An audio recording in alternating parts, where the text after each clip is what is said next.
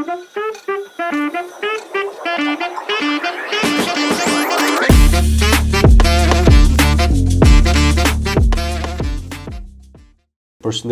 të gjithëve, ja tek rishihemi sërish në podcast me doktorin. Sot kam kënaqësinë e veçantë të kem të ftuar profesoreshën Anita Pilika, mjeke psikiatre dhe pedagoge në Universitetin e Mjekësisë Tiranë. Përshëndetje profesoresha dhe faleminderit që keni pranuar ftesën tonë. Faleminderit, përshëndetje një herë, faleminderit për ftesën, me shumë kënaqësi.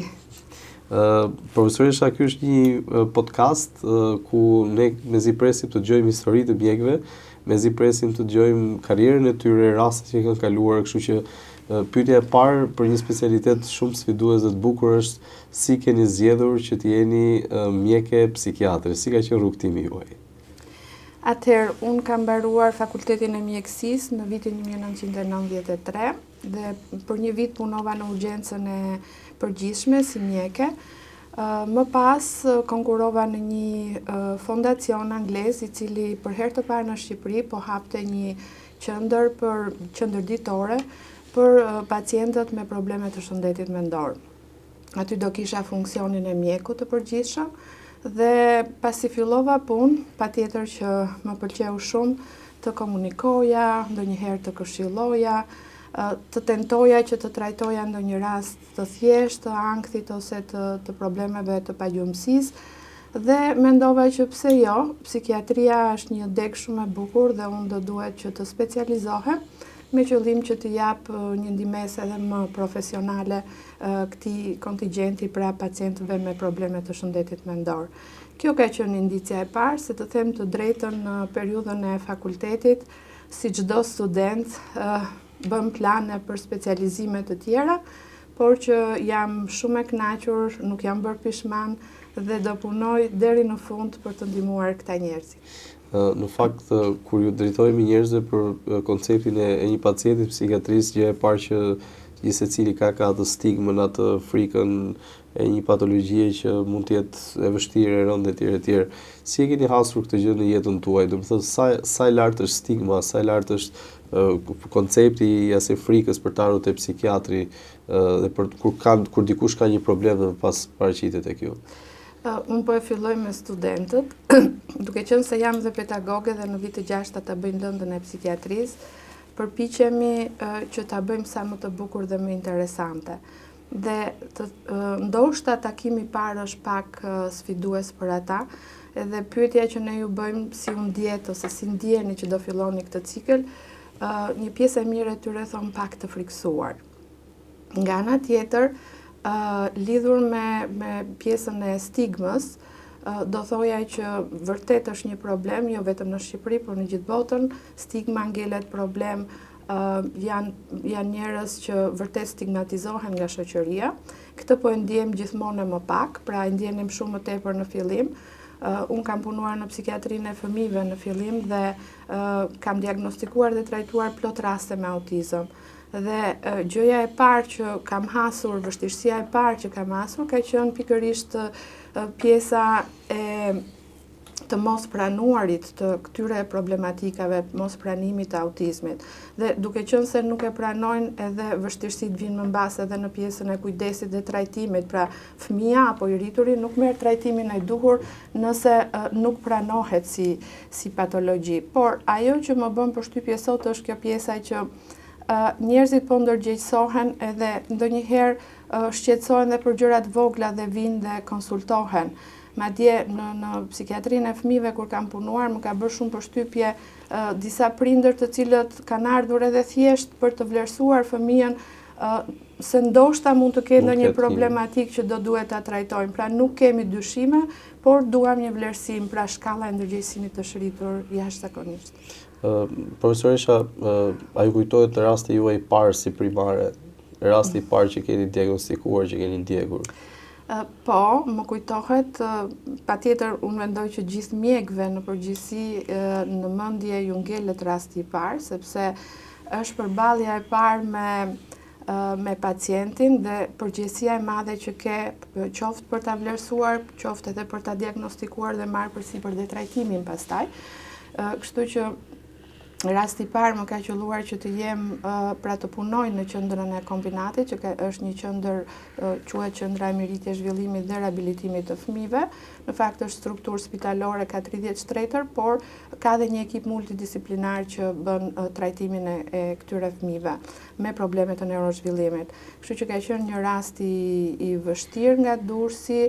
Fëmia ka qenë 2 vjeç e gjysmë që ka ardhur në qendër, brithe nëpër korridor, qante, prindrit të dy vraponin për ta ndjekur, shumë të shqetësuar.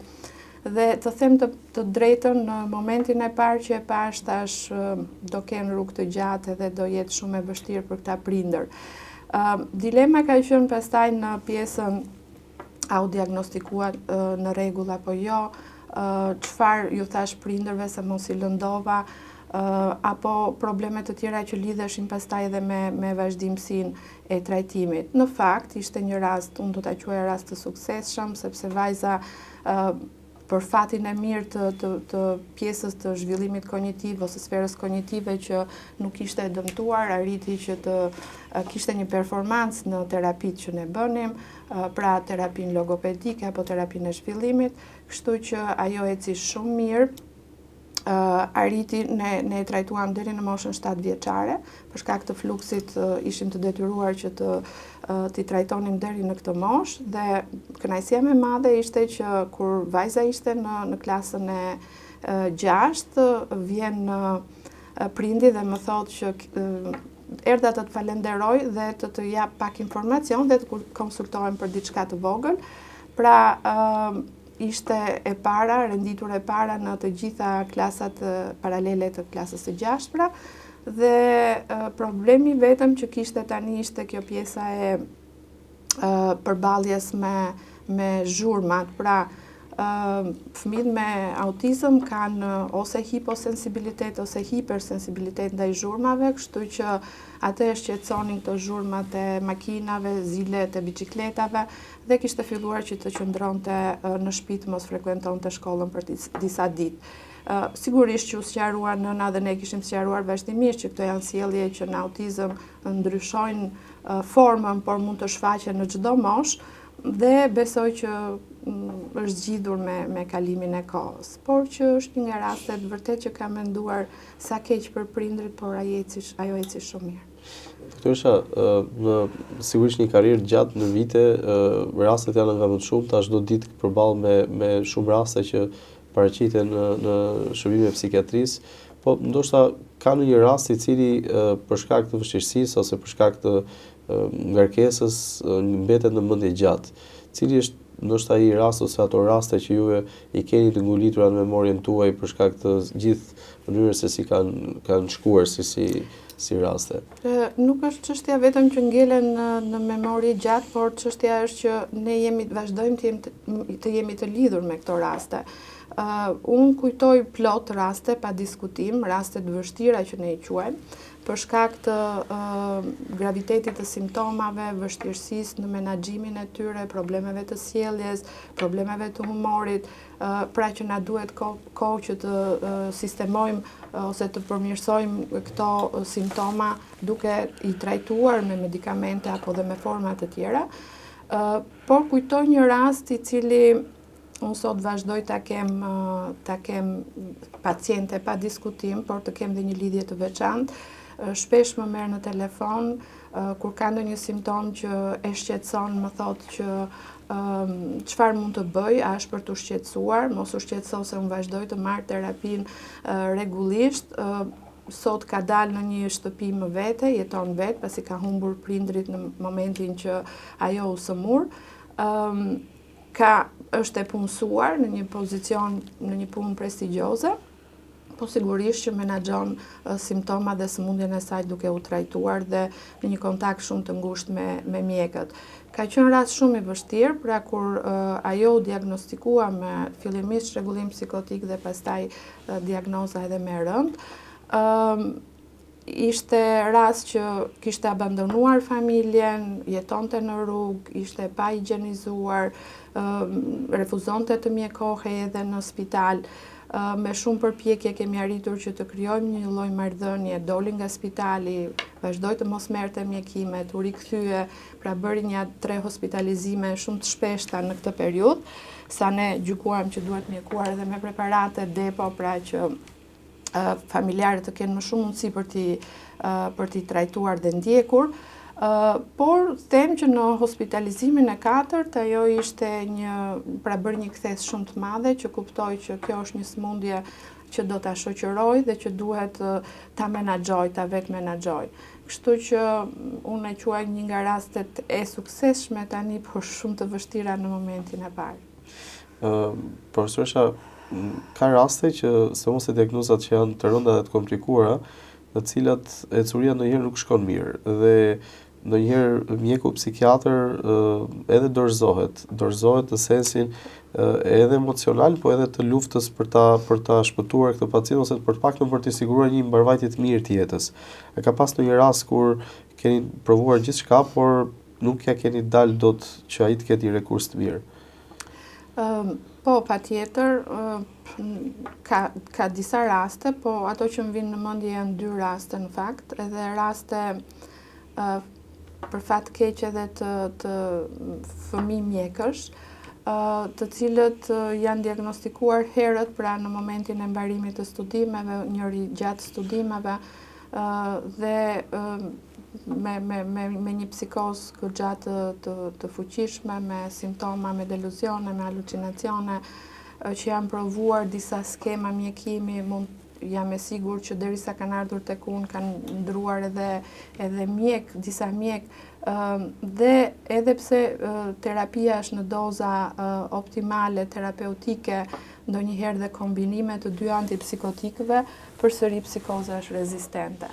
Unë do thoja që edhe në këtë rast kur ne nuk shohim ndonjë dritë jeshile në sensin e reduktimit të psikozës, do duhet të shohim ose t'i konsiderojmë si të suksesshme rastet të cilat arrin që të pranojnë që të mjekohen, kjo e para, dhe e dyta, shpesh i edukojmë ata që mundet që të jetojnë edhe me psikozën, pra me zërat, me halucinacionet i quajmë në gjuhën tonë, dhe të funksionojnë për te tyre, pra bashkë me to.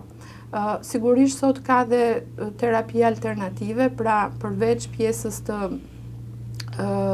medikamenteve, kombinimit, ndonjëherë edhe terapi mbështetëse disi për të rritur pak vetëvlerësimin, pra një lloj psikoterapie suportive që mund bësh tek këta individ, apo edhe terapia me familjen është mjaft e rëndësishme, sepse kemi parë që raste të cilat mbështeten nga familja kanë një ecuri më të mirë, pa diskutim, sepse marrin mjekimin, marrin ngrohtësinë emocionale, kështu që kjo është shumë e rëndësishme.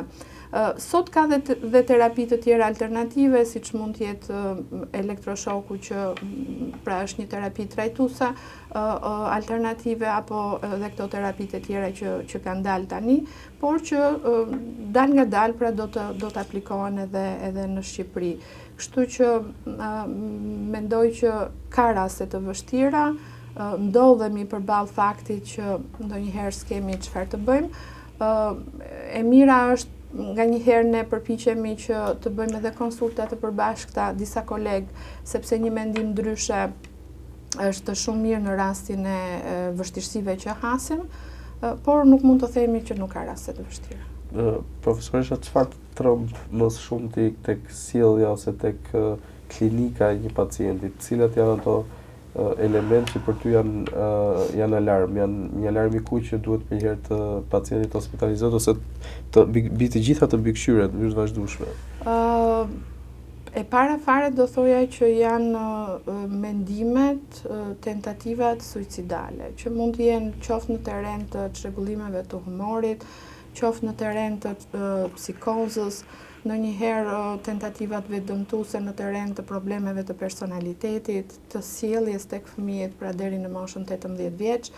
Kështu që kjo është gjëja që ne trembemi më tepër edhe e konsiderojmë si një urgjencë, pra e konsiderojmë sikur do të ndodhë, për arsyen që të kemi një kujdes të shtuar, jo vetëm ne si mjek, po familja edhe vetë stafi, sepse ka raste që Ne shumicën pra të rasteve me tentativa suicidale ne I hospitalizojmë dhe do duhet që I gjithë stafi të jetë alert, sepse këto tentativa mund të ndodhin edhe brenda ambienteve të spitalit. A ke pasur një rast që mund ta ndash me ne të ndonjë pacienti që ka bërë tentativë suicidale, ndoshta për shkak të historisë, ndoshta për shkak të formës ose të mënyrës papritur që e ka realizuar që të ka ngelur në mendje dhe që mund ta ndash me ne?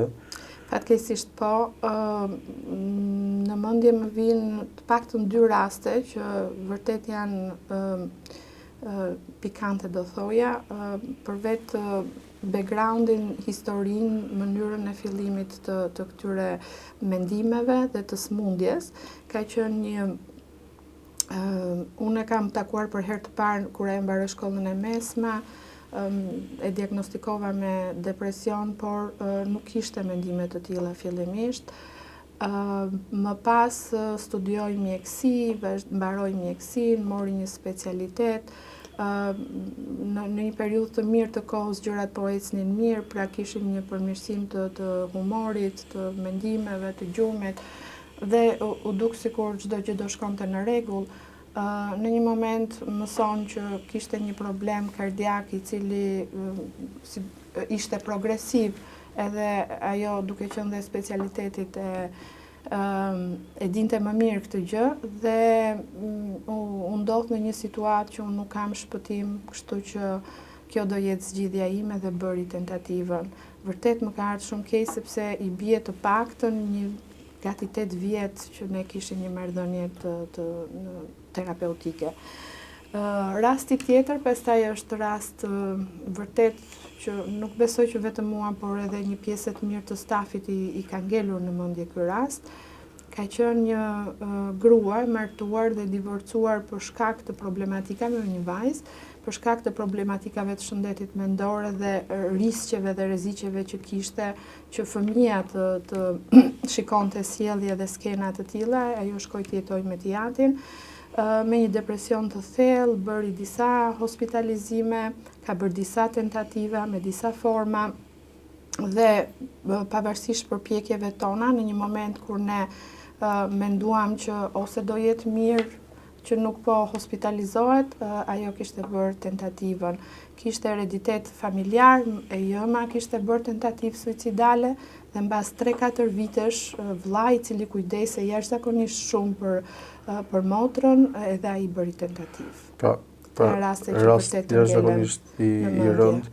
Pra le të themi që një lloj herediteti familjar është shumë I rëndësishëm në këtë situatë, pra duhet të ketë një vëmendje të shtuar në raste të tilla. Në çrregullimet afektive është goxha I lartë. Një situatë tjetër që mendoj që duhet diskutohet, ka një vështirësi të madhe, ju e thatë pak për pjesën e familjeve në cilat nuk kanë një terren të duhur ndaj një personit familjes tyre që ka një problem shëndeti mendor. Por çfarë ndodh profesoresha kur kemi disa antar të familjes me probleme shëndeti mendor, kur kemi një prind që është skizofren, kur kemi një fëmijë që është skizofren, kur kemi tashmë një mjedis ku nuk dihet se kush do të kujdeset për kë. A kemi në një situatë të tillë që ju jeni hasur që është e vështirë dhe që mund ta kujtoni, sepse janë raste që duke I përmendur I ofrojmë absolutisht ndihmë atyre të cilët përballen dhe që nuk e gjejnë forcën për të ardhur drejt shërbimit psikiatrisë. Po, patjetër që ka plot raste, unë mund të sjell nga psikiatria e fëmijëve, për shembull prindër të cilët kishin jo vetëm binjak me autizëm ose me probleme të tjera, me pravambetje mendore, probleme të neurozhvillimit, por edhe 3 fëmijë në një rast ku të moshave të ndryshme, të cilët të 3 u diagnostikuan me autizëm. Pra kjo është një dramë shumë e madhe për prindrit dhe shumë e rëndë, por sikundër kemi dhe raste tek të rriturit ku kishim një rast vërtet shumë të vështirë, 2 motra të cilat jetonin në një situatë jashtëzakonisht të rëndë në familje, bashkë me të jatin, pastaj në fund të morën vesh që dhe jati kishte problematika të shëndetit mendor, pra u hospitalizuam 2 motrat, pastaj bëm ca tentativa që t'i akomodonim në një qendër, nuk u realizua kjo për arsye familjare sepse ata refuzuan, ndërkohë që më pas njëra prej tyre ka vdekur, mësuam që ka vdekur, njëra nuk gjendet, babai u hospitalizua tek ne, pra pa diskutim që ka raste të tilla të rënda ku jo vetëm një antar, por disa antar mund të kenë probleme të shëndetit mendor. Pastaj pjesa më e bukur është e rasteve kur ne kemi psikoza që ne i quajmë psikozat induktuara, ku në fillim e kemi pak të vështirë që të dallojmë kush është psikoza primare dhe kush është ajo që e induktuara, kështu që kemi dhe raste të tilla që ne i quajmë raste të bukura, po janë të vështira sepse në familje ato kanë një mendje, veprojnë një lloj për shkak të mund të ndash me ne në një rast të tillë sepse realisht janë të bukura, përveç se vështirësisë që kanë, janë të bukura. Po, mund të ndaj një rast. Rasti është vërtet interesant. Një mësuese e cila kishte lënë punën për shkak të problemeve të shëndetit mendor, por që asnjëherë nuk ishte vizituar. Dhe mendonte, pra kishte një lloj, ne i quajmë deluzion erotomanie, që dikush e donte atë dhe vazhdimisht shkonte afër punës së tij për të i rinte aty për të takuar, ndërkohë që s'kishte asnjë lloj lidhje. Dhe kjo ishte gjëja e parë shqetësuese që shqetësoi motrën e cila e solli në spital. Pastaj, kur ne filluam që të merrnim anamnezën dhe të pyesnim pak më shumë detaje, motra thot, ok, mund t'ja u jap unë gjithë detajet që doni, po mos pyesni maman, se mamaja më duket se është njësoj si motra. Dhe po të shikoje ishte një gjë e çuditshme që fjalin që thoshte ose deluzionin që shprehte motra, nëna e përforconte dhe e kishte bindje që ashtu ishte dhe kështu. Kështu që patjetër që ka dhe raste të tilla që Doktoresha, sigurisht që jeni përballur në mënyrë të ndryshme, pastaj në roje të veçanta me mënyrë komplekse me raste të ndryshme. A ka pas ndonjë roje që nuk e harroni kurrë, në një roje ku ambulanca ndoshta ka qenë të numërta? Në fakt, unë rojet në përgjithësi kam pasur të vështira. Kam pasur të vështira. Ndonjëherë është edhe si të qelloj. Të vështira në psikiatrinë e fëmijëve kur isha ne bënim shumë roje sepse kishim pak staf, sigurisht atje ishin rojet më të lehta. Por komplikacionet që ndodhnin do ndodhnin në përgjithësi mua, kështu e kam perceptuar. Kështu që fëmijë të cilët mbaj mend një fëmijë i cili u rrëzua nga ato lojra që ne kishim brapa në kopësht, dëmtoi kokën, një fëmijë tjetër nëna duke luajtur i hyri unaza në fyt, raste të tjera të vështira kujtoj. Kishim fëmijë me paraliza cerebrale që shumë shpejt bënin kështu komplikacione respiratore që të bllokoheshin, që duhet i çoje në pediatri për të marrë ndihmën e parë. Raste sindromi West ku bënin kriza të shpeshta të epilepsisë që ishin vërtet shumë të frikshme në disa raste. Kurse në psikiatrinë e të rriturve kujtoj një roje e cila vërtet ka qenë, domethënë atë që ju thatë fluks ambulancash, qelluan 2 nuk u bëm 3 sepse u përcolle e dyta, por domethënë gati 3 urgjenca resht, unë jam mjeke urgjence dhe i pres këto gjëra, por ishte vërtet që të duhet të menaxhosh, të zgjedhësh kush është më urgjente në këto 3 urgjenca, ndërkohë që përpara ne mbulonim edhe pavionet, se tani janë 2 mjekroje dhe kjo është një zgjidhje shumë e mirë. Do duhet të mbulonim dhe komplikacionet ose problemet e pavioneve dhe rastet e konsultave që na thërrisnin nga spitalet ose pavionet e tjera. Kështu që ishte vërtet shumë e lodhshme dhe mbaj mend në këto 3 urgjenca më thërasin në katin e 3 bura kronik, dikush që nuk reagonte, pra aty masim tensioni në shifra shumë të larta, 260 me 140, dhe ai ishte në gjendje kome, pra encefalopati hipertensive, më duhet ta transferoja, po transferimi ka problematikat e veta. Kështu që në mëngjes, kur më duhet që të prezantoja në mbledhje, nuk kisha më fuqi. Këtë rast e mbaj mend që ka qenë vërtet shumë i lodhshëm. Po në ka konkretisht tjetër, kush ka qenë rasti më i çuditshëm, më qesharak që je përballur ndonjëherë? Ose te përballemi me situata nga më ndryshe, përballemi deri tek njerëz që mendojnë të përfitojnë duke u stimuluar dhe duke u paraqitur sikur janë pacientë e tjerë. Sigurisht ju keni raste pastaj nga më të çuditshme që mund të jenë paraqitur. Tani, në raste të çuditshme, zakonisht konsiderojmë rastet pra ku psikoza është e çuditshme ose ku ka, ne quajmë bizaritet, pra diçka që mendja njerëzore nuk ta trajton dot, nuk jep dot kuptim.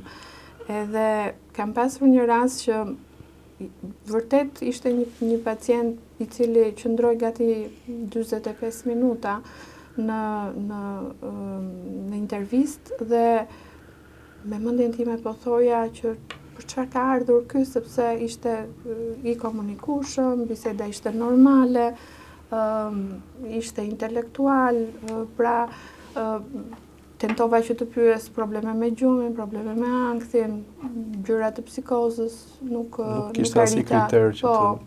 Dhe në fund, momentin e fundit, më thot, dhe tani thot, unë ndjeva që rrota e makinës më preku pantallonën.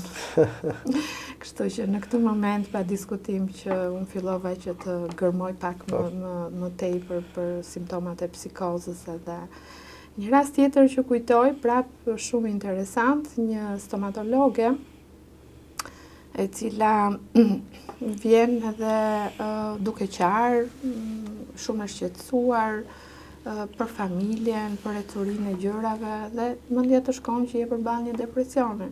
Shumë e lidhur në bisedë, nuk pash ndonjë element të psikozës dhe me idenë që do duhet të përshkruaj një antidepresiv. Dhe pastaj thot një fjali që unë jam shumë e smur, thot, unë e kam gjithë barkun të mbushur me krimba, që të cilat kanë kaluar nga veshje dhe kanë dëmtuar organet e mia. Kështu që përsëri, pra, këto janë gjëra që ne i shohim tek pjesa e të çuditshmes, po të çuditshëm janë edhe fëmijët me autizëm që ndonjëherë pra raste që ty të duken sikur nuk do ecin mirë dhe ecin shumë mirë, madje hyn ato forma ku autizmi quhet me funksion të lartë, që do të thotë që janë shumë afër njerëzve me këtë koeficientin e inteligjencës shumë të lartë, afër gjeniut, kështu që ka plot. Profesoresha, me studentët kemi hasur një ndryshim në këtë kursin e tyre, ndoshta këtë 2-3 vitet e fundit. Ju sigurisht e dëshmoni dhe shumë vite më herë diferencë. Kemi një brez që vazhdimisht ankohet që ka ankth, që ka stres, që gjërat nuk po i shkojnë siç duhet. Çfarë po ndodh? E hasni dhe ju këtë sjellje, këtë ndryshim të sjelljes së tyre? Patjetër që e hasim dhe shpeshherë mundohemi që t'i japim kuptim ose të shpjegojmë pse ndodh kjo situatë ose pse kemi shtim të rasteve. Unë mendoj që ka ndryshuar komplet stili jetesës, jeta është bërë me vrullshme, kujdesi prindëror ndoshta më i pakët sepse njerëzit të duhet të punojnë gjatë, të angazhohen gjatë, mënyrat e komunikimit, futja në loje rrjeteve sociale, pra që të gjitha mund të jenë burime. Pa diskutim që e shohim dhe duke qenë se unë jam në urgjencë, ajo që vere është që përpara ne shikonim rastet të ankthit, po edhe të sjelljeve vetëdëmtuese, se është bërë modës kjo pjesë, në një moshë 16, 17, 18, ndërsa tani ne po i shohim shumë herët, pra një 12 vjeçare, një 10 vjeçare thot dua të vdes, një 12 vjeçare vjen me simptoma të ankthit. Kështu që janë shtuar, është shtuar kërkesa për ndihmë, pa diskutim, por është ulur edhe mosha e shfaqjes të këtyre simptomatikave. ndonjëherë, a mos jemi ndonjëherë përpara rasteve ku nuk dinë çfarë duan, se ne shikojmë të studentë e mjekësisë që pa përfunduar akoma kanë një tendencë, duam të ikim jashtë, duam të qëndrojmë këtu, pra duket ndonjëherë sikur nuk janë të stabilizuar me kërkesën e tyre për çfarë duan në të ardhmen. Po, dhe kjo patjetër që është, sepse do me thënë këto ndryshimet e reja të sistemit edhe të strukturës të shkollimit edhe të vazhdimësisë, patjetër që i kanë futur në dilema. Megjithatë, unë mendoj që njeriu duhet pra në momentin që mbaron fakultetin, duhet që të ketë një lloj qartësie në gjërat që kërkon të bëj. Dhe sigurisht që ka ca objektive që janë afat shkurtra, pra që ca qëllime që ti do të arrish afat shkurtra dhe ka ca qëllime që do të jenë afat gjata. Por, patjetër që një lloj eksperience në klinik para se ti të fillosh një specializim, një lloj kohe që ti të mendosh se për çfarë do të specializohet, do duhet, kështu që na e thonë studentët, këtë ka një lloj konfuzioni. Profesorisht, le të kalojmë në një çastit kryesisht tjetër të bisedës. Çfarë të trishton më shumë në shoqërinë tonë? Ndoshta ke vlerat njerëzore, ndoshta ke shoqëria në tërësi, çfarë është ajo që të trishton më shumë ti? Të trishtojnë shumë gjëra, po ajo që të trishton më shumë, paktën më trishton mua personalisht, është pjesa e zhgënjimeve. Pra, kur ti investon emocionalisht në një shoqëri ose në një grup shoqëror, edhe nuk merr atë që jep, shpeshherë ndihesh e zhgënjur, kjo është një gjë që të trishton. Tjetra është që të paktën me modelin, krahasuar me modelin që ne kemi pasur në kohën e shkollës mesme, fakultetit, shoqëritë kanë qenë shoqëritë pastra, ndoshta pa shumë interesa, ndërsa sot ndoshta jeta e vrullshme, shoqëritë janë bërë pak, njerëzit janë bërë pak më të tërhequr, nuk janë më ato shoqëritë e pastra. Kujtoj edhe në lidhje me të afërmit, me kushërinjt, pra ne takoheshim çdo ditë, çdo fundjavë, rinim bashkë, kurse sot duhet ta lajmërosh, ti telefonosh kur e ke kohën. Pra ka ndryshuar shumë gjëra dhe shumë dinamika edhe në këtë aspekt. Patjetër që këto janë gjëra që më trishtojnë. Po në raport pikërisht në këtë gjë që ju thoni, në raport me kolegët, me miqt, me shoqërinë, si reagoni kur praktikisht jeni në ndjeni që dikush ju ka hyrë në hak ose dikush ka vepruar me pa të drejtë ndaj jush? Në fakt nuk jam kështu hakmarrse drejt për drejt, po as jo e drejt për drejt, në sensin që parimi im është që të them sa mund të them për këtë gjë, sepse vetë natyra ime është pak e tërhequr, nuk jam kështu luftarake. Gjërat që më lëndojnë i them dhe duhet i them. Ka gjëra pastaj që them, po mirë, ndoshta reflekton, po ja le kohës. Për mua, koha është një nga ilaçet më të mira në shumë raste, po këtë ja themi dhe pacientëve. Se kaluam të pacientët, po kujtoj një rast që një grua bipolare, cila në momentin që ishte në atë fazën e manis, kërkonte, ishte intelektuale, kishte 20 vjet martesë, kërkonte që të divorcohej me të shoqin pas një lloj shkaku, thjesht që u konsumua martesa, kishte filluar lidhje dhe telefona edhe të shkruaj me disa persona të tjerë, dhe gjëja që i kam thënë dhe që e kam parim në përgjithësi dhe u them dhe miqve, është pjesa që lirja pa kohës, pra leri kohë tjetrit që të... Dhe asaj të njëjtën gjë i thash, shiko, ti nuk je në situatë që mund të gjykosh, të marrësh vendimin e drejtë tani. Kështu që lirja pa kohës këtë pjesën që mendohen në një moment të dytë pjesën e divorcit, këtë bëj edhe në raport me kolegët, pra e le kohë se them, ndoshta reflektojnë, ndoshta vi vetë që të thonë që shiko se ka ndodhur kjo gjë, sigurisht janë pak të ardhur, po.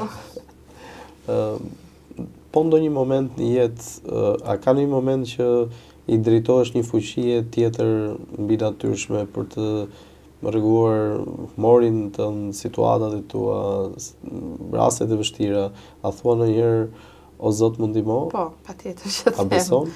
Besoj, unë jam ortodokse dhe pa diskutim shkoj në kish, besoj, por nuk jam në sensin e egzagerimeve të gjërave. Pra, kur them o Zot, sigurisht që është kjo shpreha që ka ngelur edhe njerëzit shpresojnë ose besojnë dhe kur besojnë e thonë këtë gjë, por jo se Zoti do t'i zgjidh këto situatat. Ndonjëherë mund të marrin për mirë edhe pse ti lutesh, edhe ndonjëherë mund të shkojnë, mund të marrin dhe jo mirë, kështu që po patjetër.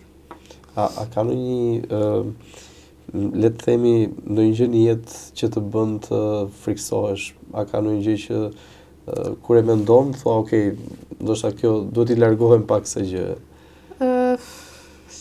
Unë ri larg konflikteve, më frikson ndoshta kjo pjesa e sëmundjeve që mund të ketë brenda fisit ose më friksojnë në aspektin profesional në punë këto raste të cilat ka një lloj nuhatje që vjen me eksperiencë ndoshta që ky rast mund të përkeqësohet, mund të mos shkojë mirë, mund të komplikohet me ndonjë problem tjetër organik.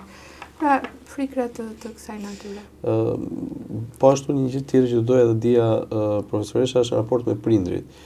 Gjithmonë e mbartim me vete këshilla, mbartim udhëzime, gjëra që i kemi gjithë jetën tonë përpara syve, edhe pse ndonjëherë duken si të tepruara, por kemi një këshill të bukur nga nëna ose babai. A ka ndonjë këshill që bashkëton me ty ndër vite? Unë do them ka shumë. Jo vetëm një, se është vështirë që ta zgjedhësh ndër ato që të thonë që kjo është më e rëndësishmja. Mbaj mend gjithkohën që babai dhe nëna që ka qenë mësuese më thoshin puno gjithkohën, pra se me punë arrin çdo gjë. Tjetër që është vërtet që dhe unë e kam parim në jetën time, është të jesh mirënjohëse. Pra, mos mirënjohjen e kam vërtet shumë problem edhe më lëndon. Kjo është një nga gjërat që më lëndon. Kështu që korrekte, sinqert, punëtore, mirënjohëse, këto janë gjërat që prindrit më kanë mësuar dhe besoj që. Po në raport me pacientët, cila është ajo ndoshta urimi apo falënderimi më i bukur që keni marrë ndonjëherë? Se sigurisht janë të shumta në mënyra të ndryshme. Ti je Zoti për mua. Shumë mirënjohje, po telefonat tona janë të mbushura me urime nga më të ndryshmet. Ndonjëherë kush ka dhe ndonjë dellë shkrimtari që di të përshkruaj shumë bukur atë që do të thotë urimin, ato janë dhe më të bukura, plot pafund. Domethënë me telefonin raportet nuk i kemi të mira. Telefoni i kemi, pra jemi të ndërlidhura. Problemi i telefonit. Pra me telefonin unë mundohem që të kem një raport ta përdor më shumë për punë dhe e përdor më shumë sepse shumë pacientë shkruajnë dhe duhet ju kthej përgjigje për ankesat që kanë ose problemet që kanë. Pak qëndroj për gjëra të tjera, për informacione, se më duket që tani telefoni, domethënë një pjesë e mirë e informacioneve janë jo të sakta, dhe një gjë e bukur që ndodh në këto momente është që kur vajzat e mia, kam 2 vajza të cilat studionin fillimisht në Shqipëri dhe tani janë jashtë, ju thosha gjithkohon hiqeni telefonin, mësoni, telefoni nuk është i mirë. Tani që ato janë kthyer dhe si duket ne po kalojmë atë kohën që vendet e tjera e kanë kaluar dhe kanë kuptuar që telefoni nuk të ndihmon, më thonë që ti me babi nuk i ke marrëdhëniet e mira me telefonin.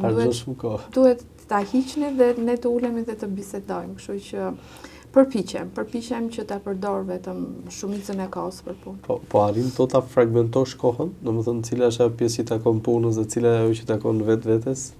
Kjo është pjesa shumë më e vështirë do thoja, sepse vetë që në ritmjek është një nga, besoj që është një mision që do duhet ta çosh deri në fund, edhe përkushtimi është një nga cilësitë që shumica e mjekëve duhet ta kenë. Kështu që unë mendoj që pjesën më të madhe të kohës ma merr puna, kujdesi ndaj pacientëve, edhe ka periudha që ndërgjegjësohem dhe them që duhet vendos një raport ndryshe, pra argëtimi, kujdesi personal dhe pune, edhe ndodh edhe e bëj, por shpejt haroj dhe i rikthehem përsëri rutinës, që do të thotë shumë punë dhe pak kujdes për veten, kohë për veten. Profesoresha, unë në fakt shumë mjekëve që kam pas në këtë emision kam dashur që t'i bëj një pyetje që deri diku e kam shmangur, po një psikiatër dua që t'ja bëj në mënyrë pa diskutueshme.